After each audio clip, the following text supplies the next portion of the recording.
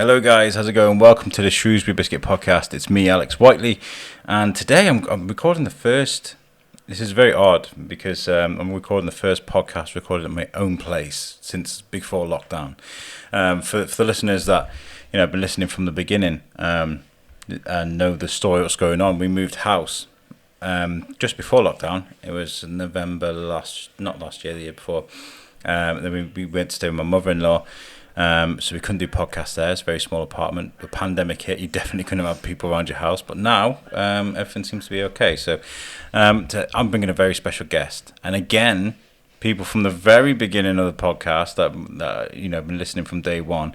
Well, remember we had a very different theme tune from the very beginning, and that was the music from the artist that we've got on today, and that's Dan Thornhill.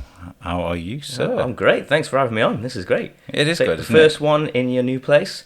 This is my first podcast as well, so first all around. All firsts. Now, we are friends of friends, because my wife is friends with your wife. Yeah, that's right. And they've known each other for a long time.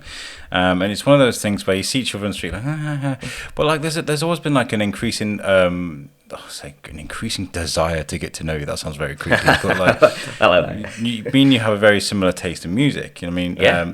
I would say, judging by your Facebook, is it correct to say you've got a bit of an obsession with Green Day? Just a little bit, yeah. People might know me as that, so just a bit. Yeah, take us through that. I mean, where does that begin for you, the Green Day obsession? So it was back in school. I had this friend who was into more like the heavier music and stuff, and when I was dead young, I was still into like just the pop music and stuff when you're younger and things like that, and you don't really know the other side of it. Country as well, because my dad's always been in a country band all my life. We can get back into that later. Yeah, of course, yeah. We have to. So yeah, we have to. Yeah. So, but yeah, when I was in school, my mate he showed me this cassette that he had of Green Day. I didn't know them at the time, and he was playing that. And the first song, which is 2,000 Light Years Away from the Kaplunk album, I was like, that's amazing.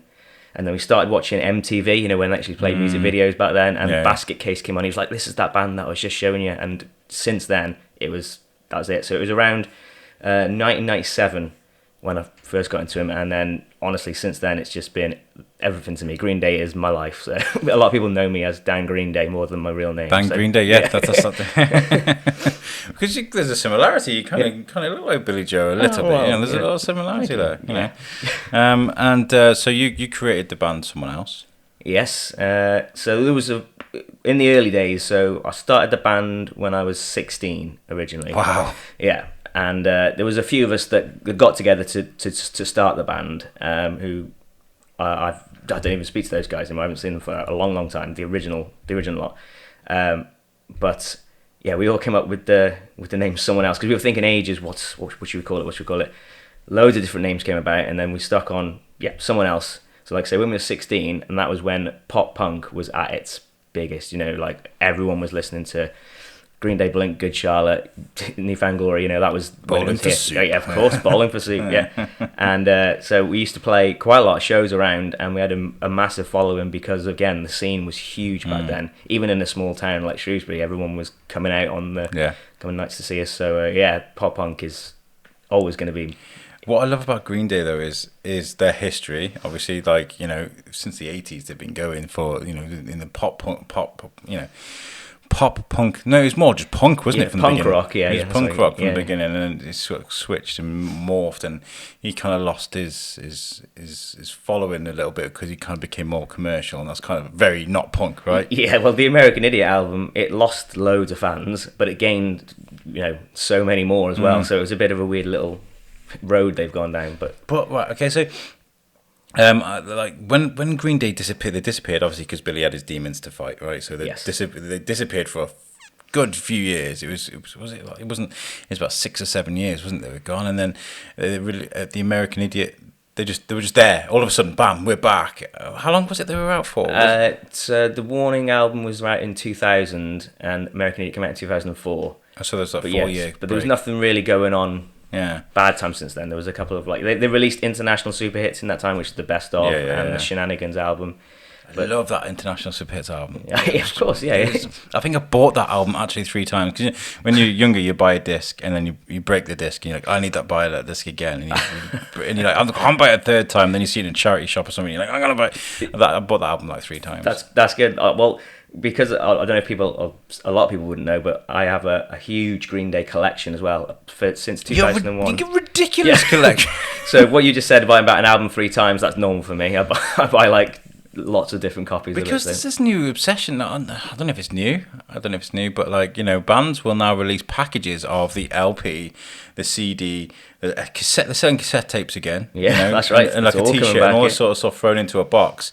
I noticed Frank Carter and the Rattlesnake. They were like, oh, you can buy the whole all the cassette tape, and so I was like, why do you want to do that? And then Royal Blood did the same. So there's this thing going on where they're doing that. Collectors like you, though. That's exactly why they're doing it, mainly to make a bit of money, I think. So you're to blame. Yeah, I'm to blame. Yeah, I better stop now. But like for somebody like who's into, say, Metallica collecting, they release a million things. Yeah. I could not be a Metallica. I love Metallica, but I couldn't be a collector of them because the amount of stuff that they throw out is ridiculous.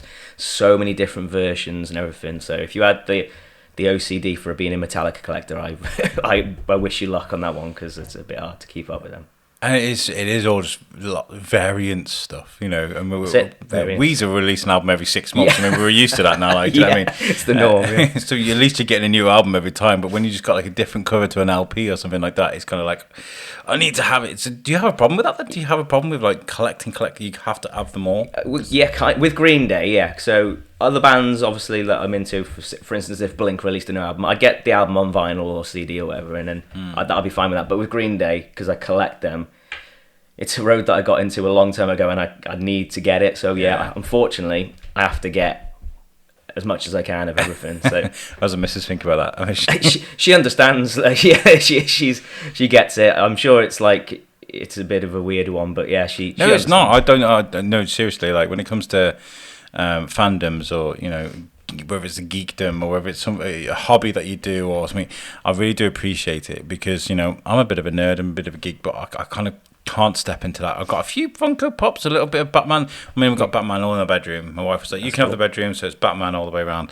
But I can't allow myself to get too far because you're sensible. Yeah. It's expensive. It's expensive, and you're being sensible. Yeah. So. Yeah. And then Green Day. There's a few bands that like to make music for the fans. So like I remember the Foxborough Hot Tubs thing. Oh yeah, because nobody knew who Foxborough Hot Tubs was. No. Can you imagine? Like going, do you want to buy some tickets for this band Foxborough Hot Tubs? Oh, that's a weird band. Or you're buying them for like £2.50 or something just to go to some pub somewhere, and then Green Day walk on stage. Yeah, that's happened. Not to me, unfortunately, but that would be... people have done that, like little secret shows that they throw. Billy loves doing his little small secret gigs. I've seen some crazy YouTube videos back in the day where he's absolutely smashed on stage, and people jumping on. And there's one where he picks up this girl and just literally launches her into the audience. Like. People get on stage, they have a good time. I actually saw the Foxborough Hot Tubs play in London. Really? Yeah. So it was the best night of my life, and this is no word of a lie. I've said this forever. So I saw Green Day play in Wembley Arena. Wow. And then after that, we went to the I think it was called the Relentless Garage in London, which is a tiny venue. There's about 150 people in there, and they played in there until like 3 a.m. And then after that show is when I got to meet Billy Joe out the back. So the best day of my life was then. Oh, that's really nice. I know what that's like because I got to meet Kevin Smith, who is one of my heroes. I remember you posting about that. Yeah. That was a crazy night too because like I'm not one of these to wait around like stadiums. I'm not wait around the back alley for them to come out. I'm not genuinely. And afterwards, I was like pub, and everybody went to the pub, right? And we had a few drinks. So like, right, we're gonna have to go and make the car park, otherwise it's gonna close and the car will be locked in. And we're just strolling out, and I feel this yank, and Kat is dragging me across Broad Street in Birmingham, and there's all traffic everywhere. I'm like, what's going on? She's like, he's there. And it was just Kevin Smith just stood there, and I was she literally just stood there, and he looks just like he does on the TV. It's just weird how that happens, isn't it? Amazing. And was it just you guys around him at that point, or was there? There's a few people. I think there's about 5 or 6 of us that had pictures with him. Everybody else was in the pub. And he was all right with that. Yeah, he was cool. Well, we'd just been to watch Hollywood Babylon. Like he literally filled the not the NEC, was the other one, the Well, it's the NIA, wasn't it? They keep changing the names. The one right on Broad Street. Yeah. He filled that for Hollywood Babylon because that's how big he is. No, it wasn't. It was the conference centre. Close to where the arena not is. the NIA, the one opposite. I think I know what you mean. Yeah. Where they do like TV recordings and stuff. We'll have to think of it. The ICC? Yeah, that's it. Yeah, the ICC. there you go. There you go. Bam. Anyway, we went on an absolute tangent. So someone else. Yes. How long did you guys perform for, and where did it take you? So, like I said, I was 16 when I first did it. Yeah. Then something happened. Hang on, I was 16. Sorry. Yeah, so 16 when I started it. A couple of years after that, we stopped. Then I was like, I want to start playing music again because that's what I love. So I started again, got some new guys in, and then we went all the way up until like a few years ago, basically. And we're not broken up. So our bass player's just left. He left like a couple of years ago, whatever, and we just can't be bothered to start with the learning process of teaching them new songs and getting a new bass player just yet. We're all living lives, so, right? Yeah, exactly. So we will play again, but not just yet. Because your music is fun. Yeah, it's fun. We always lots of energy. That's it. Well, yeah, thanks for saying that, because honestly, like we love doing it, and that's what kind of makes us a bit different is we interact with the crowd. You know, we have in between songs, we have a laugh, and we just have a good time, and people get to run around and dance. And you're in the right town for it as well. Yeah, it's great. Yeah, we used to have so many different venues that we play here that, you know, we'd have our followers that would come to all the shows and stuff. It's amazing, and I miss some of them. Like we used to play in the Vaults a lot, which was just by the train station. That was our thing. We'd play there like probably every couple of months or whatever, and it would just be such a fun night if we come down and just lots of drinks and plenty of music. So yeah, I love a bit of like good live music. Of course. There's nothing better. When, no. I mean, I did have a good listen to some of your music because right at the beginning I remember messaging you like, can I show some of your music? You know, absolutely. So we did. We used one of your songs. Yeah, and appreciate it. Was it the Jump song? That jumpy song they do. Yeah. Yeah. I love that song. Until, of course, I kind of we used the music from Cosmic Rays. That's allowed. That's Charlie Adler. I do the same. Yeah, don't worry. Yeah. But yeah, I mean, so there's always a plan to maybe step back into them sort of shoes. It's like a superpower, that is, you know, to be able to just like, should we do it again? Yeah, okay, done. You know, yeah. I wish I could just grab a guitar one day and just jump on the stage. You know, I can't. You know. Well, no, it's like I said, because we had such a good time doing it, and I play guitar every day anyway. It's not like I've stepped away from doing. Yeah, I see your YouTube videos. So, I do that as well now. So, but with, like I said, I play guitar every day anyway. So when we do get back together, we'll have a few practices, and then we'll be back in the swing of it then. So, but yeah, it'll be fun. When did you start the YouTube thing? Was it a lockdown thing? Was it before? I started. I think it was March. So like just before we knew that everything was going to close down, and then it worked out so I could do a few then. How did that go? Yeah, great. I mean, I had it planned for a while, but I knew it's a lot of work, so I had to get it right. And the first song that I put on my channel, which was a cover of Alkaline Trio, She Lied to the FBI, it took me a long time to record that because I record all the parts myself with my home studio. Like I'm very amateur, but I do everything like the guitar, the bass, and the drums. Very Dave Grohl. There you go. So it took a long time before I put the first video out so I could just work on that to make it sound as good as I could get it. Then when I put that out, I was like, right, I've got to try and keep this up now. So I have to put even more work in each month to get it doing. So yeah, I've kept it up every now and then. But it's hard though, isn't it? When you're like, oh yeah, I've got another thing. Like we went to Miles Smiles. We covered that. We had our own outdoor studio. It was fantastic. I felt like we were doing what I was born to be doing. Like I had the marquee outside. The Biscuit was at a live event, and it just felt stunning. Like, and I was like, yeah, we'll make a vlog. We'll do a vlog. But I was so busy doing interviews, I forgot to record stuff, so I didn't record a vlog. But I felt like I'd broken a promise now. You all right, buddy? Yeah. For the listeners at home, we're recording at my house today, so we have a 6-year-old, kind of casually walking around. Get him on the show. It's fine. Yeah. Well, we went to a wedding last night, which is an old new experience. Yeah. Because it's been such a long time, and in fact, getting ready was just such a nightmare because I've forgotten how to dress for a wedding. Like, when's the last? You forget how to do things. Yeah. I mean, it takes me about half an hour to get ready because I've got to, sort of shave the old noggin and make myself look good, and then there's the whole. Put one thing on, oh no, that's terrible, take it off, put another thing on, then you can decide what you want to wear, then you got to iron it and whatever, but yeah, it's just a weird thing. But we got back about 11 o'clock. All right. And he was dancing all night, and Wow. I know his music taste, and I went up to DJ and asked for Beastie Boys. You got to fight. Oh, wow. You're right. You've got a good music taste then. Oh yeah. He likes all the stuff that's on the modern nowadays radio, but he likes a lot of my music as well. He likes Weezer. He loves Weezer. There you go. He's great then. Green Day. Timmy. He's got his headphones on. We call Dave Grohl Uncle Dave. Uncle Dave. Yeah, but so I was back on. He's making a promise of a vlog. You say, "Oh, I'm going to make this video," and it feels like work, then, doesn't it? Yeah, definitely. And with music, you got to get it right.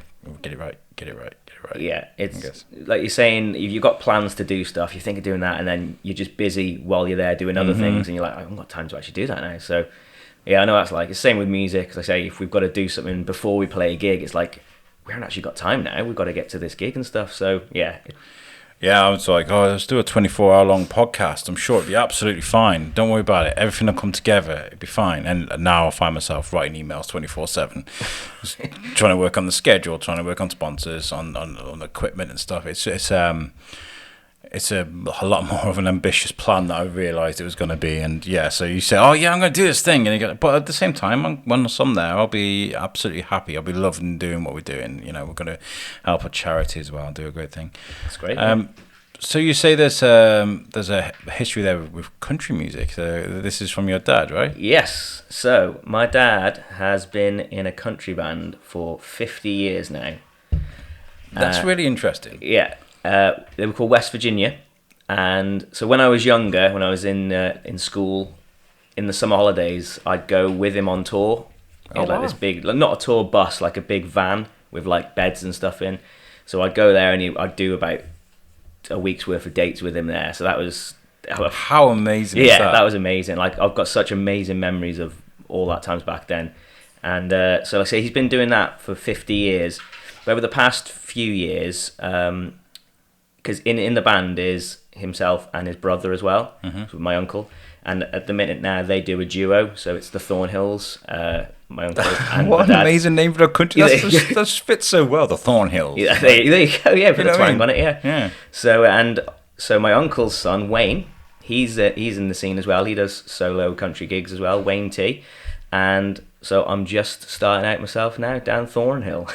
There you go. Down Thornhill. I love that. That's really cool. I love that. It's like it's come organically from family. Do you know what I mean? Like that's just beautiful. There's something really nice about that. Maybe one day Timmy can be like, I'm going to make a podcast because my dad did. Yeah, I'm sure he will. I'm sure he's got more sense than that. But nice more sense. If he's around it all the time, then there's definitely. Well, this is where all the vlogging stuff comes from. We really annoyed listeners because Timmy had his own YouTube channel. What's up, Timmy? Timmy Toes. Which one? What was it called, Timmy? Timmy Toes. Timmy. What's up, Timmy? Stop dripping juice.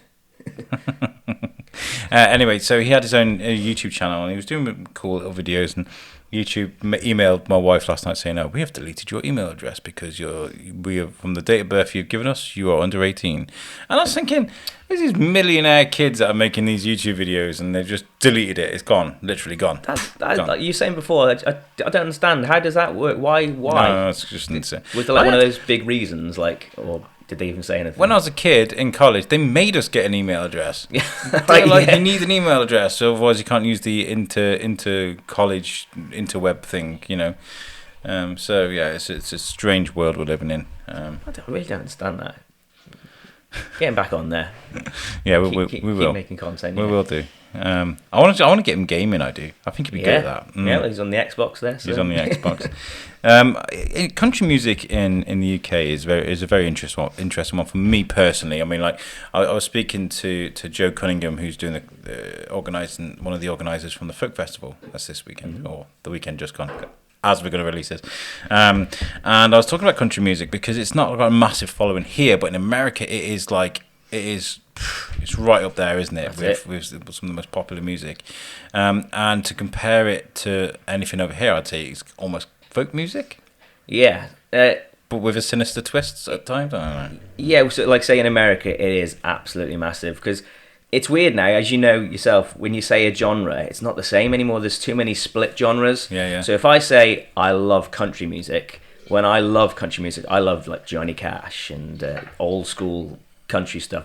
There's a lot of newer country now when people go, oh, you like country, you like this band? I'm like, I've never heard of them before. Who's that? And it's a different style of country. It's like sort of country pop. So there's different variations of it. It's just too confusing, but just keep it under one. It's all country, just keep it there. I found a band. You know when you sort of perusing YouTube at like 2 o'clock in the morning? I found a band, and I listened to them. I was like, these are amazing. And it went to the next song. I was like, I need to find these again. And it gone. And I can't remember. I lost the band. And I found this music, and it was amazing. And I can't find them. You lost the band. I lost the band. Oh, no, I've listened to this song. I loved it. It must have been like the next day or something. This song must have resonated. Or some. And I tried to find them, and I can't find them. But there was. It was like real kind of heavy-ish kind of country music, you know. And it was just stunning. And so that's my kind of in. Shane, my co-host, Shane Hinton. He loves country music. Oh, okay, cool. You know, but I think it's frustrating sometimes when they do split things into subgenre, and a subgenre is a subgenre. You're like, rock isn't rock anymore, is it? No, there's 100 different versions of it, and more actually, probably. But yeah, and same as punk. We were just talking about punk. You know, now there's punk metal, there's pop punk, there's pop. wedgie. So Timmy's just told us he's got a wedgie. I don't know. So have you always been playing this kind of country music then, or is this new for you to actually play it? This is new for me, very new, because I've been doing the band for so long, and obviously listening to the punk rock and pop punk since I told you, since the start of Green Day. But this is a new venture for me. Like I said, I've always gone to see my dad play when I was younger, etc. So I've always been around country music. But I've never played it myself. It's like breathing to you, music. Yeah, it's breathing. Yeah, what's next? Yeah. So yeah, it's exciting now to do something different.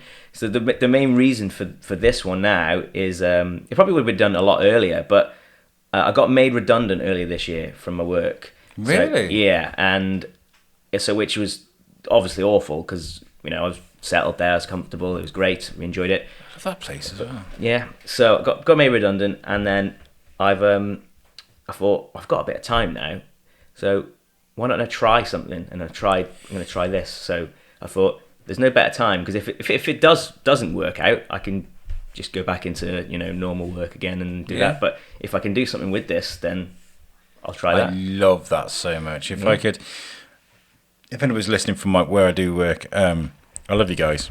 But if I could do this down a microphone for a living, I would. Shout out to you, BBC. Give me a job. Yeah, keep trying. You keep trying. I'll get there eventually. Hopefully, definitely. We'll see. Because I hear so many people saying you can't work a full-time job and make a career for yourself in doing what you really want to do. With this podcast thing, I know people have genuinely quit their jobs and gone out there and tried to do this podcast thing. Some have failed, some have been successful. I know people that gave up everything, their jobs and everything, to try and do like acting, voice acting. Some have gone again. Some have been successful, some haven't been. You're taking that risk, and I think I really do admire that, because I know it was kind of a situation you couldn't really help, but you're making the most of it. Yeah, exactly, definitely. I totally feel that risk as well. So I know what you're talking about, because everything's a risk now for that. Of course. Like saying you can do things with a full-time job as well, but you have no time. You'd be getting very little sleep or whatever. So it's but if you've got a bit of time, like since I've been out of work, I've been putting so much into music, and I've got so much done, and it feels great to have done all that, without the stress of work as well. So yeah. And I do think about music a lot, because obviously music is my life. There isn't a day that goes by where I don't listen to a song of some sort if I'm feeling the mood for it, right? And I love music. I adore it. But as a musician, as someone that's struggling on that chord, trying to get your fingers right on the strings, what have you, is there a point where music really kind of winds you up a little bit? Like, is it becoming like more of a chore than something you enjoy?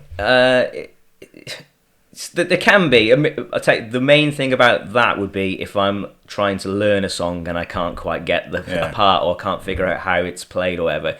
Then you spend a lot more time on that little bit, and it's like, oh, this is becoming unenjoyable now. Yeah. But if it does click and you do get it, I could play the song over and over and keep playing it, and then it'll be fine. But, again, superpower, man. Superpower. Superpower. Absolutely. Yeah, it's been a lot of time. So I started playing guitar when I was younger as well, because of getting into Green Day and stuff. I always want to do that. So it's been a long time since I played guitar, but I just played power chords mainly for years and stuff. So I learnt the odd few chords. But I had a few guitar lessons when I was in school. When I lived in Wrexham when I was a kid, and they were doing Twinkle Twinkle Little Star, and I was like, when do we get onto Wonderwall? Is that your first lesson? Right, when do we get to that? I got to play in Twinkle Twinkle Little Star. It was taking too long, and I was kind of like, I'm bored now. And Can you play guitar like now? No, not at all. Not at all. They're doing ukulele classes in his primary school in Colham. Really? So he's learning the ukulele, and Wow. I'm like, wow, that's amazing. So then this is the class. Like, it's not just like individual. So yeah, he'll pick up his ukulele now and start playing it. It's insane. I didn't know they did that in little school. That's amazing. Yeah. The music stuff like that. Yeah. I can't play that, so he's one up. Well, I mean, we bought him a ukulele years ago because I thought, oh, I can learn while he learns, and then I can go from the ukulele to the guitar, and it's just not like that. No, it's not how life works. Like, That's more time again, like he was just saying, like time for too much romance going on in my head right now. Just get real. So you make this move to country music after losing your job. How do you put a plan in process? Because we've got the album now. We'll talk about that in a second. It's out now. It's ready. People can get it. That's right. But how do you plan that? Okay, so this one's a little different as well. So my plan is to record my own country album next, so with my own songs and stuff, because the one I've got out now is country covers. Has there been enough tragedy in your life to be able to write? I've got to just sing about drinking beers and stuff, so I can find something. But yeah, so this one's a little different. So the one I've got out now is a covers album. So I've just done some of my favourite country songs, and it's going to help me sort of get my name out there for a start, to show me in the country scene, and help me maybe fund something to do my own album. So the plan now is to play some shows, do some places around, and because I've got a couple of bookings every in a couple of places at the moment. Hopefully I can do that, and then, like I say, get my own album out eventually. It's going to be a long process, so don't expect that anytime just soon, but that's the plan anyway. So write my own songs and make my own country album, do it that way. So I guess get used to doing it. I mean, I know you've been around it since you were younger, but I mean, doing it yourself, I totally agree. Like, it's so different. Like I said, I've been in the band for nearly 20 years, like doing that. I love playing the shows and stuff. And I did a little secret gig the other day, just for like family, just a couple of friends, very, very small. And I've never been so nervous in my life just for that one. And I don't understand why, because I was so excited and I'm ready to do this. I guess it's like going from snowboarding to skiing. Yeah, just that little bit. It's the same thing. Yeah, there you go. A little bit different. That's it. So yeah, like it went well. So that's good. It went good. A couple of things, but obviously it's new to me. So, but yeah, it went well. So I'm a little bit more comfortable now. So I'm going to start playing a few shows and see how they go, and then obviously branch out. I can see why it'd be difficult. I mean, if you got three guys behind you that can back you up if you mess up, but you're there on your own with your guitar, spotlight just on you, what have you, That's probably a part of it, yeah. But again, I've been playing guitar every day. Like, I play it all the time. I love it, so I should be used to it. But I just hope I haven't over-prepared for it, because you can do things too much. Can you do that? Yeah, because then, like I say, what happened to me, it's quite a weird situation. So when I'd go and see my dad, I've been to a few of his gigs since being out of work, when he can do gigs again. And he'll call me up and we'll just sing a song together or whatever. And being on stage in front of a different audience, a different style and everything, it makes you just forget. So I'm on the stage and I'm like, I forget how I sing this song, forget how I do it because I'm not used to it. I know that's like. So that was part of it for me on the gig the other day. I'm like, I just really hope I don't forget how I sing these songs. It's weird. I practice them every day, like saying, but then it's like, it's not quite the same as singing in the car, right? There you go. But it was okay. So it went okay. So amazing.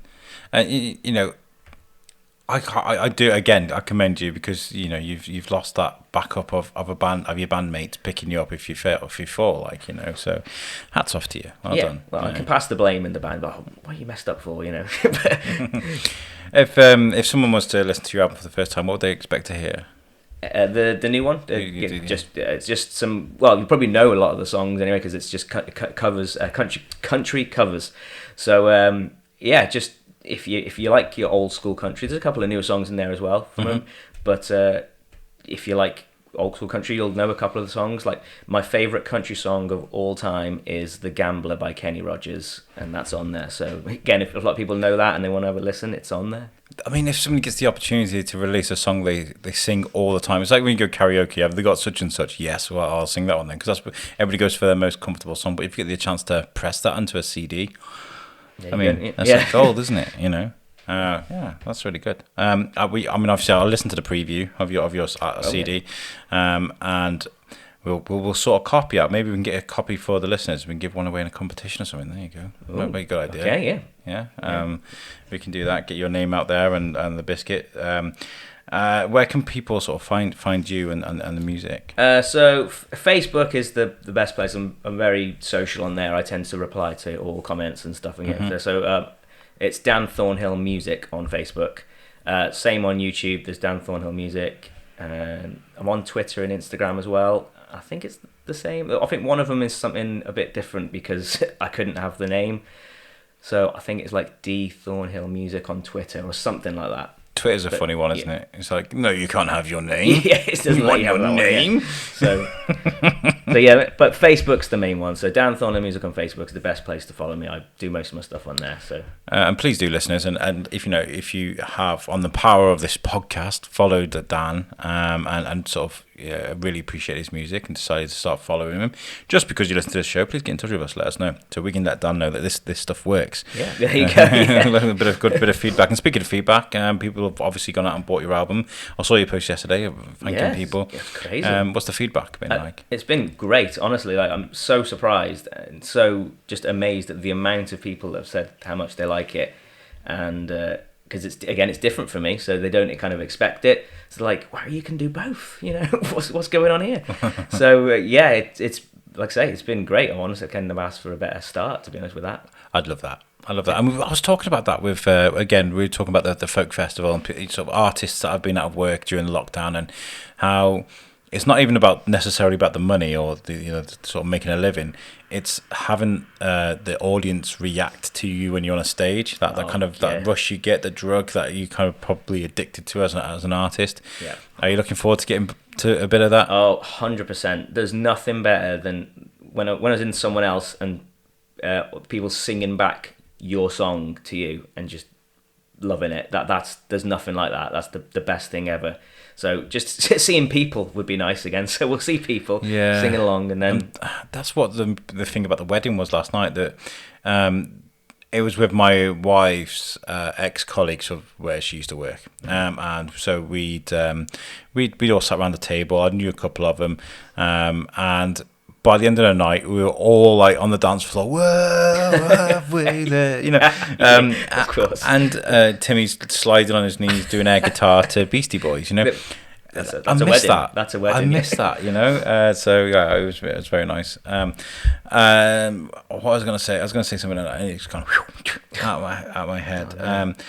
Being back in front of an audience, it will be great for you. I imagine just get a bit of practice in. I actually, controlling a crowd as well. I imagine it's such a powerful feeling. I just released an episode of Yelling at Clouds, which is a show I do with my friend Eric Fluger. He's one of the smartest guys I've ever known. He's a very well-established artist. He's world famous. And we were talking about a certain performance. I don't want to mention it because if you want to go and listen to that, I will ruin it for you if I mention it. But I mentioned we went to watch 30 Seconds to Mars a few years ago, and before they came on stage, this guy came up with a very high-powered flashlight torch, and he was shining it onto a part of the audience, and they would cheer. Then he would shine it over here, they would cheer. Then he would drag the light across the audience and they'd cheer as the light hit them. And I was like, this guy must be getting such a rush right now. He's literally controlling thousands of people with a torch. Yeah. Do you know what I mean? I can't imagine what that feeling is like. No, well, I've never been able to do it quite like that. No. But you control the tempo. Do you know when you're in a band? Yeah, like I said before, DJ or... in between songs and stuff, we have a good crack with the audience. Everyone interacts with each other and stuff like that. So it's from the shows that we do when people get involved and stuff. That's what we do it for. I just love that interaction. It's just a bit of fun. Amazing. And if there are young people right now that have been through lockdown, thinking of wanting to start something, but maybe a little bit nervous, what would you say to them? Just do it. You got to. If you're passionate about something, definitely do it. My passion's been music forever and collecting, obviously with Green Day. So many passions, and then you've just got to keep doing it. I'm 35 now, and I'm still doing the same things I was doing when I was teens. So yeah, do you have lots of music lying around? That you haven't used before, or on hard drives, things like that? Bits, yeah. There is. I sort of make nowadays. I sort of make notes on my the voice recorder on your phone. So I've got that's an idea. I'll play that and I'll keep it. So I've got lots of those around.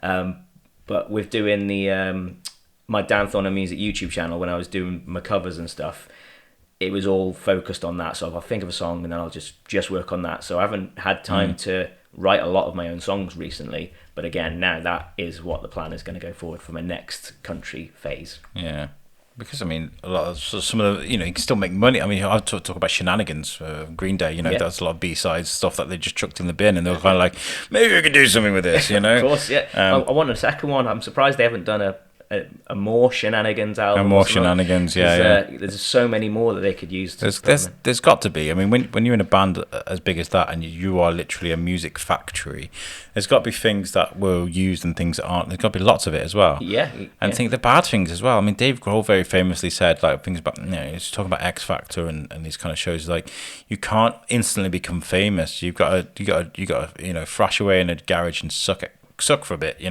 got to be bad before you can be good. That's right. I don't think he's ever been bad though, has he, Dave? No, I don't think he has. They've just released Foo Fighters just released that Bee Gees album. Yeah, it's brilliant. I was listening to that yesterday. I was like, this is insane, but it's very good as well at the same time. It's different for him again, but he can do anything, can't he? So. He can. I mean, I've listened to a bit like you, Green Day. I've listened to Foo Fighters since I was little. Yeah. I've loved them. Intensely, probably a bit too intensely, to be honest. Is that your band then? Is it the Foo Fighters? Is that your favourite? It's like choosing a child. Summer. Oh, there's a Rick and Morty reference there. Kinda, yeah, I guess. I think I like Dave Grohl's work ethic, and I like who he is as a person. Oh, yeah. There's one of the most. If you've never seen it, guys. Go to YouTube and type in Dave Grohl stops fight mid-show. The Foo Fighters are playing, and a fight breaks up in the crowd, and he literally stops the band dead. And he's like, "You!" And he points this guy out of thousands. He's like, "Get the F out of my show! Nobody fights on my show." That's it. That is Dave Grohl. Yeah, that's amazing. That have you seen the Green Day one as well? No. Oh, you'll like this one then. So back in the earlier days, there was a guy. I can't remember the situation, what was going on, but you see him pointing him out, and he jumps in and drop kicks him because of what he was doing. Oh, yeah. Right. So it's like really like, what are you doing type thing. I can't remember the exact situation of what was playing out, but it was something bad for what the guy was doing in the crowd, and Billy was having none of it. So yeah, you just watch it. Just search something like Billy drop kick or something. Yeah. In there. The Foxborough Hot Tubs gigs are very messy. Very messy. Yeah. He looks greasy and sloshed on stage when he's there. Yeah. Which I don't know how it works for him though. I saw that film that he did as well, because he did that film. What was it called? Ordinary World. Yeah. Wow, it's about a guy in his 40s realizing that life's he's kind of not coming to an end, but he's kind of past his peak, if you like. Yeah, it's just like still his passion was music, so he just didn't want to give it up, etc. So a lot of people didn't like it, because it's just one of those lower movies. But I liked it because it was real. Yeah. Do you know? Yeah. It's one of those things. We watched it. I think it was like a Sunday or something like that. We were kind of like, oh, okay, we'll put this on, whatever it is. We're having a slow day.